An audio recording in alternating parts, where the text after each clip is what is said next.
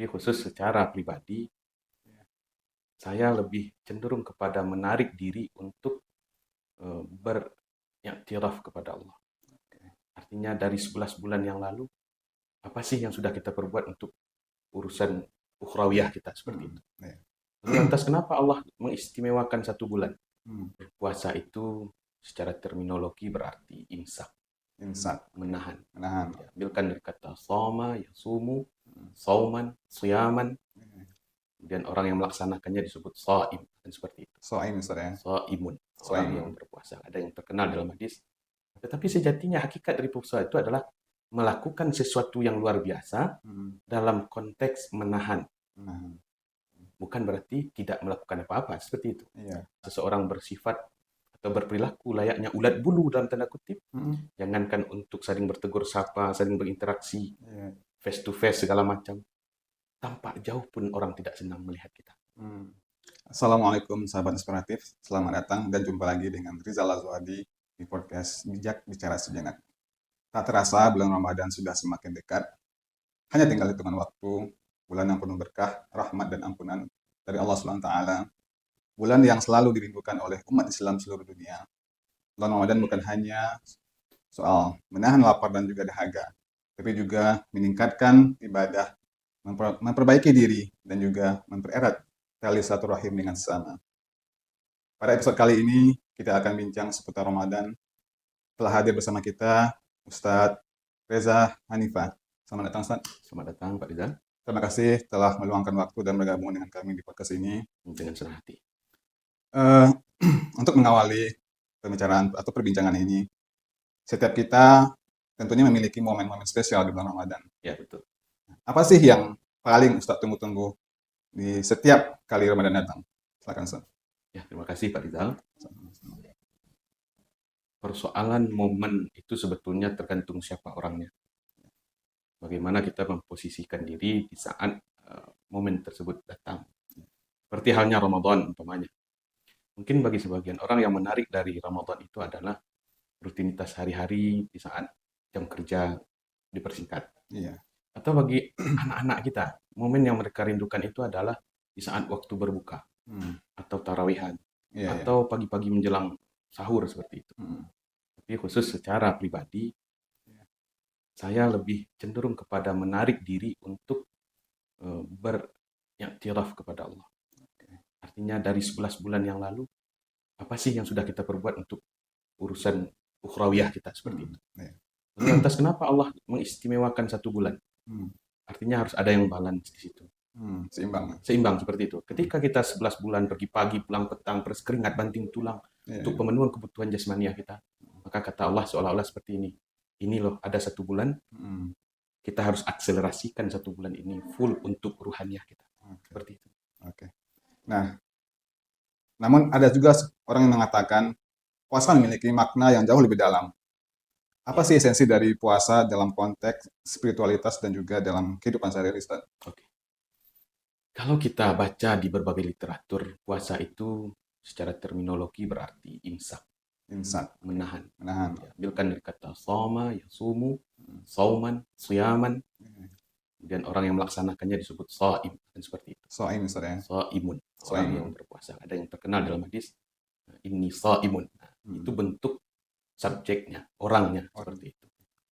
Jadi puasa itu sebetulnya dalam bentuk kata kerja.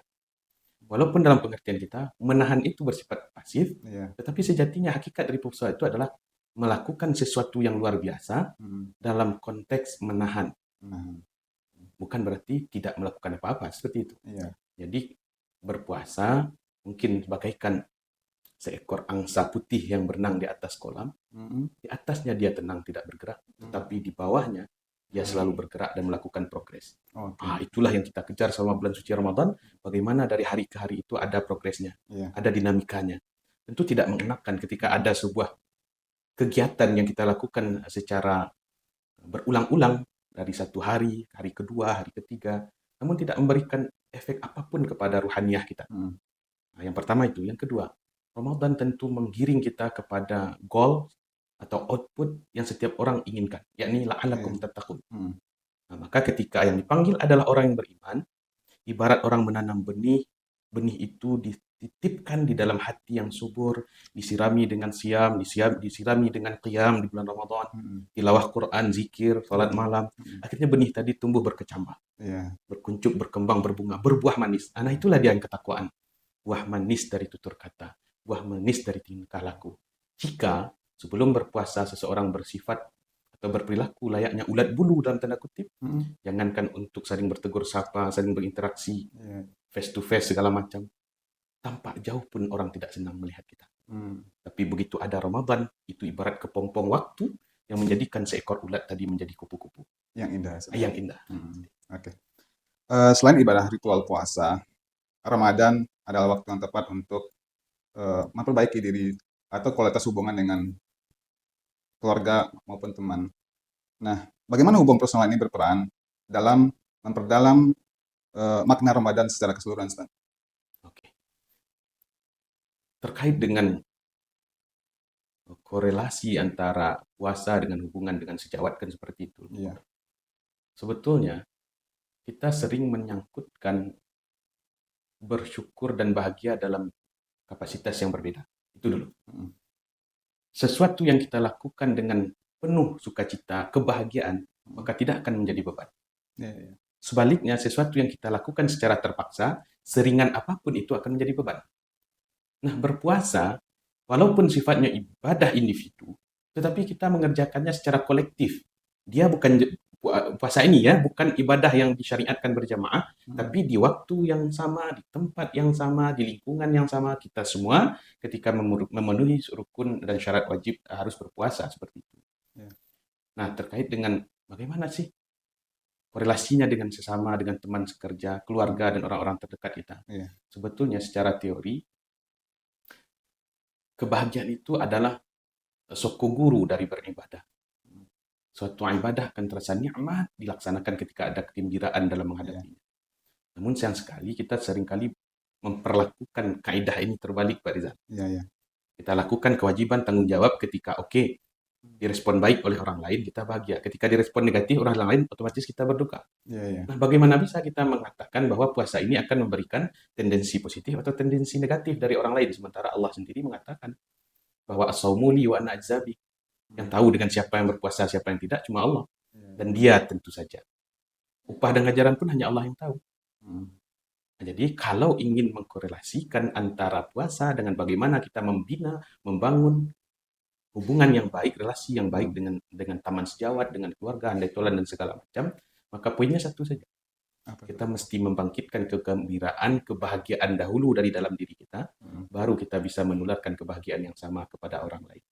Ketika dalam berpuasa kita bahagia, ada dua versi saja orang berpuasa ini, Pak Rizal. Iya. Yang pertama menjadikan puasa itu sebagai beban, Iya. sehingga dalam bahasa orang Minang, nasi tidak tersuuk, Mm. mato tidak terlalu, Mm. dengan beban seperti itu.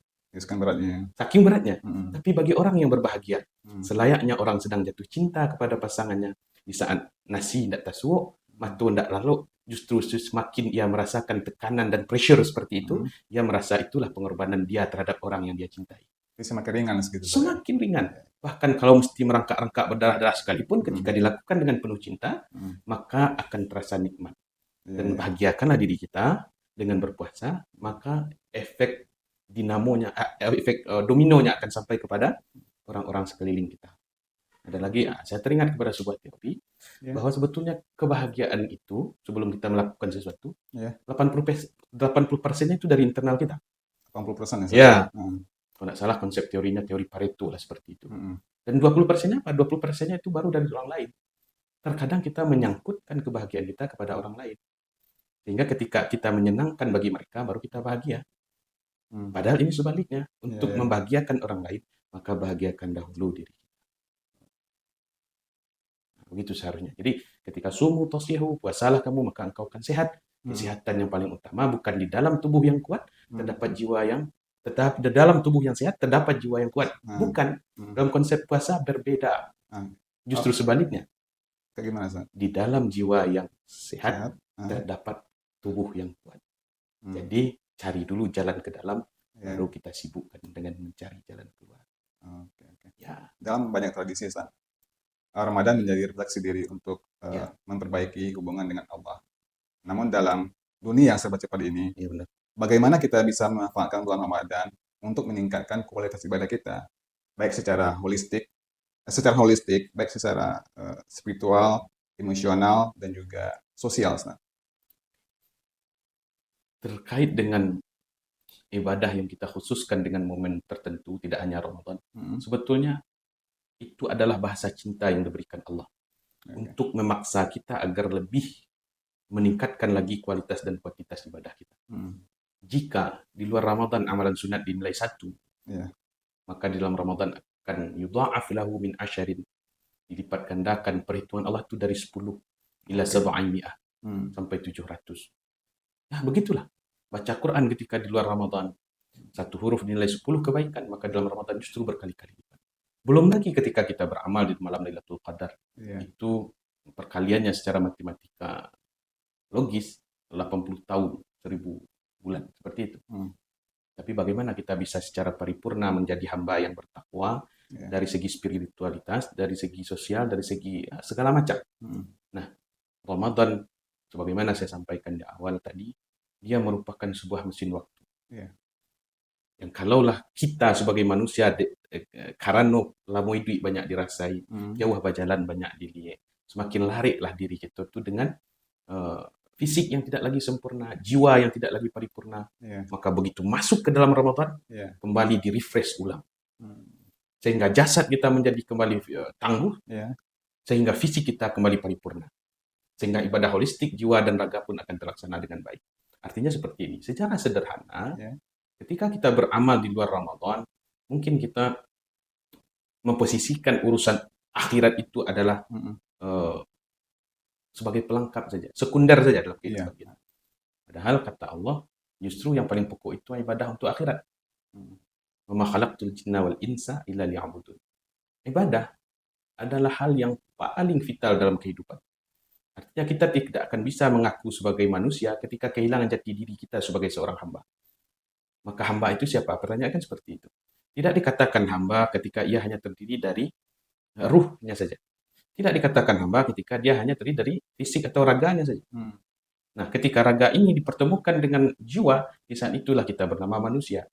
Maka manusia-manusia yang dibebani oleh Allah dengan tanggung jawab untuk melaksanakan ibadah puasa di bulan Ramadan akan sadar seutuh dan sepenuhnya bahwa ia hari ini memposisikan ibadahnya di bulan Ramadan bukan lagi sebagai kewajiban. Kenapa? hmm, Untuk menjaga entitas dirinya sebagai manusia yang sempurna dan paripurna atau insan kamil dalam bahasa agama, dia mesti mengembalikan khitahnya sebagai seorang hamba. Bagaimana seorang hamba?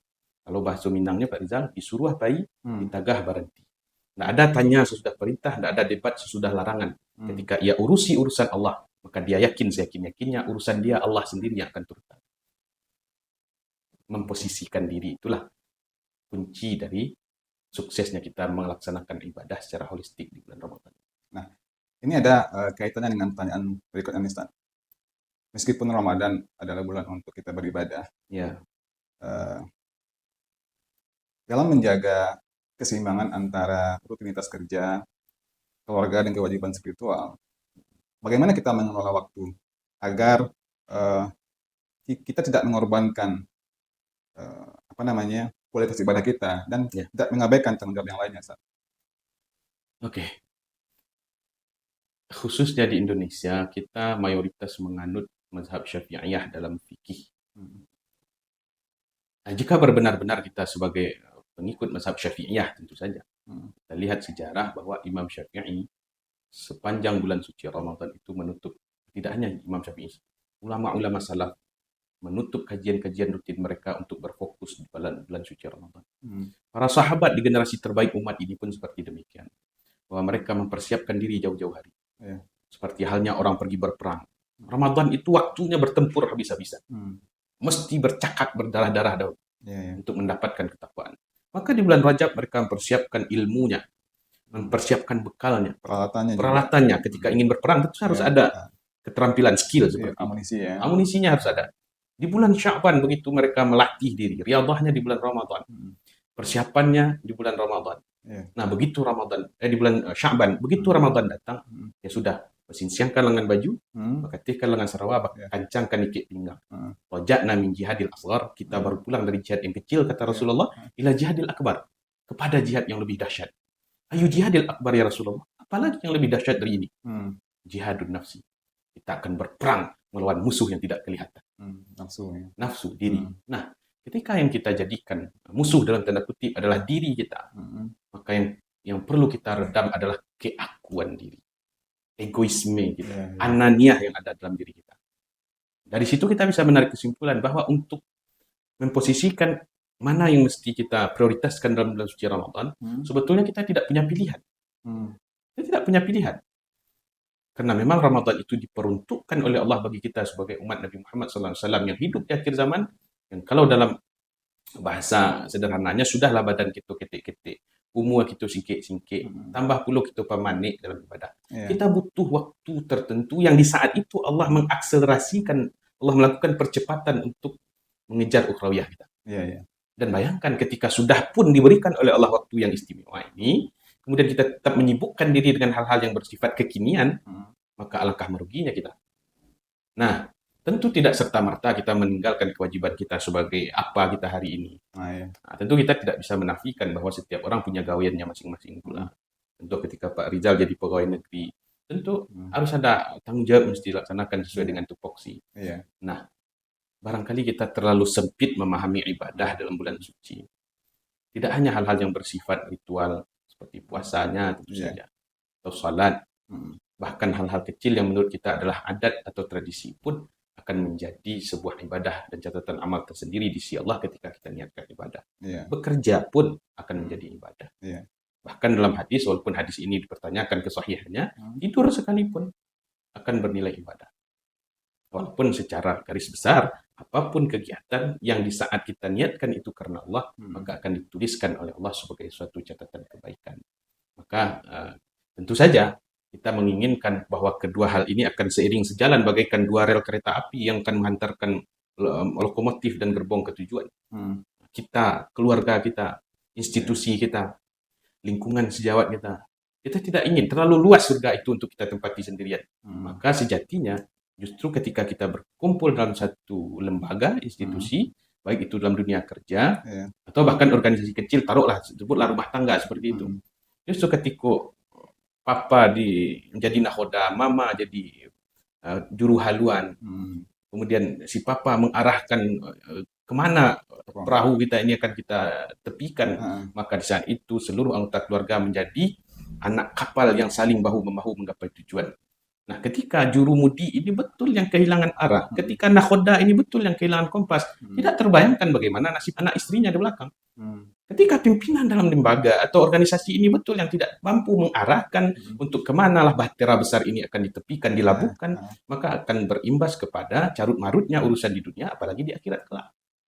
Jaminannya satu saja, urus dahulu urusan Allah, maka urusan dunia kita pasti Allah yang turun tangan. Nah, tetapi ketika Allah kita nomor dua kan, jangan salahkan, ketika di Ramadan ini pun kita tidak akan meraih apa-apa selain haus dan lapar. Karena konsensus yang kita perbuat dengan Allah, alastu birabbikum qalu bala syahidna, itu adalah semacam justifikasi diri. Bahwa ketika kita bersedia menjadi seorang hamba dan Allah yang menjadi Tuhannya, di saat itu urusan Allah lah yang jadi prioritas dalam hidup kita. Dengan catatan seperti tadi, tidak mengenyampingkan bahwa secara kasat mata kita tetap berpijak di bumi Allah, bernafas udara di dunia, dan tak mungkin sesuatu yang sudah kita genggam pasti hari ini akan kita lengahkan demi untuk mencapai tujuan hidup kita, yakni kampung akhirat.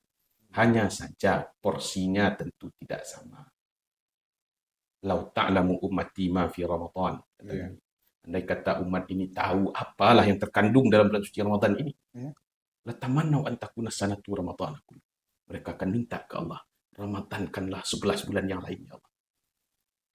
Bahkan ketika mesti merangkak-rangkak berdarah-darah seperti tadi, mesti ditampar berkali-kali agar kita jangan mengambil apa yang terkandung dalam bulan suci ini. Manakala diberitahu oleh Allah, ini loh kelebihan bulan suci Ramadan ini.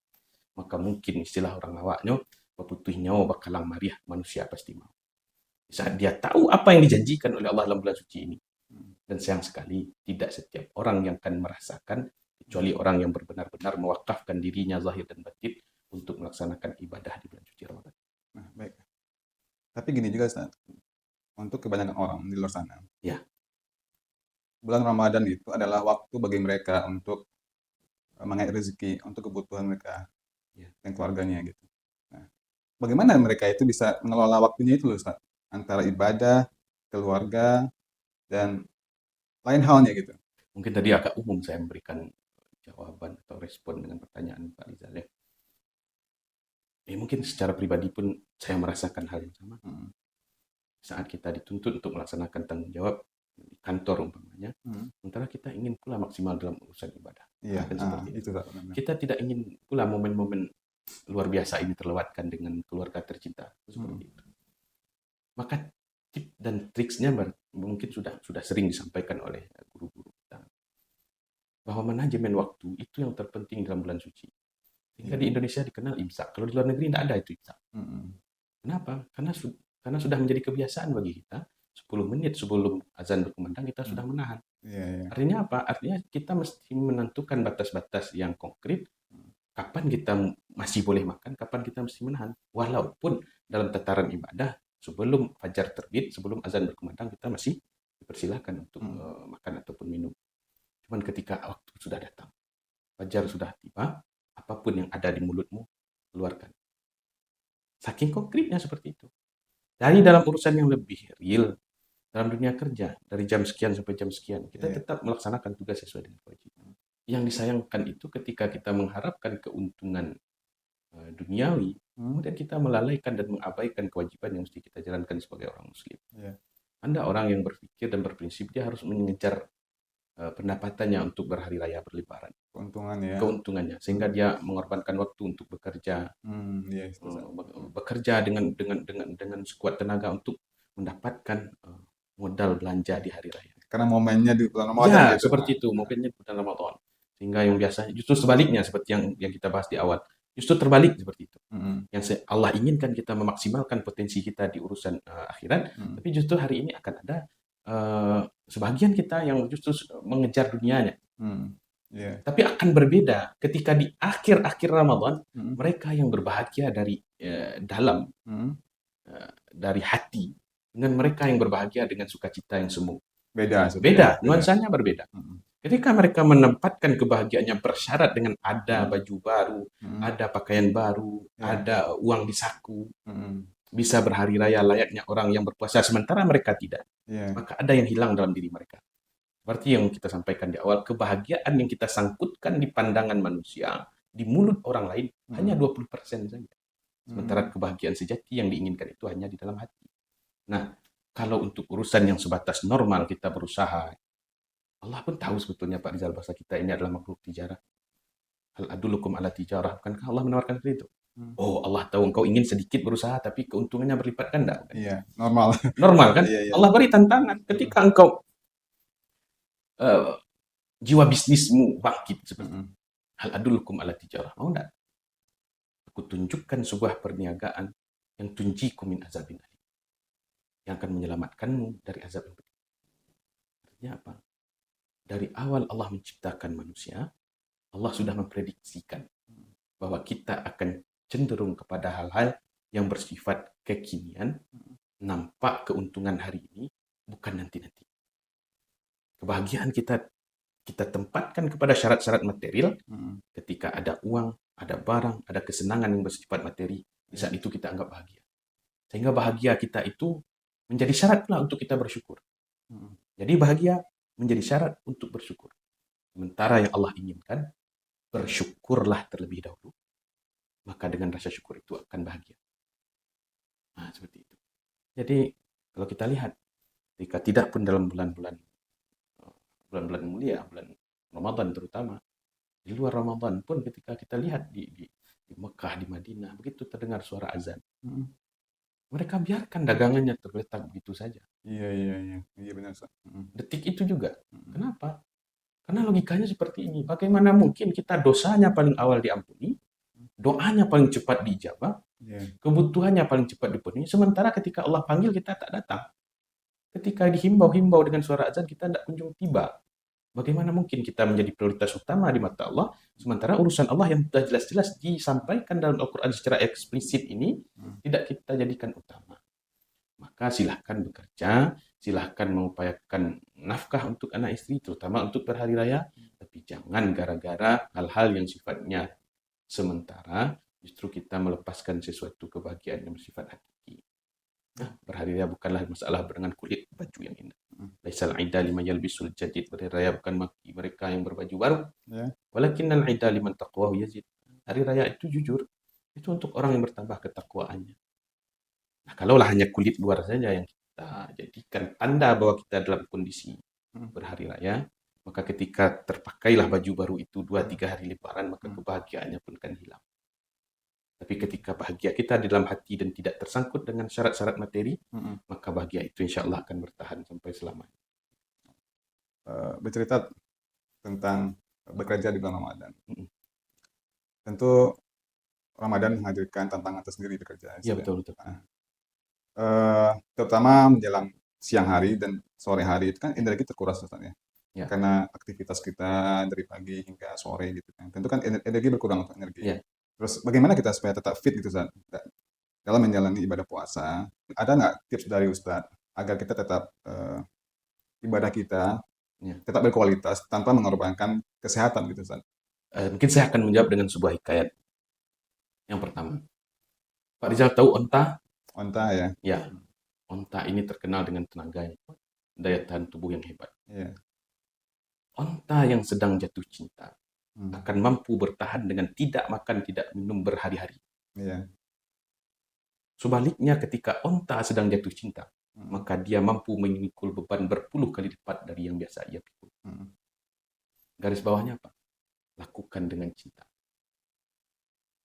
Ketika Pak Rizal mencintai anak istri, mesti pergi pagi pulang petang, peras keringat banting tulang, pergi jam 6 pulang jam 6. Bersedia tak?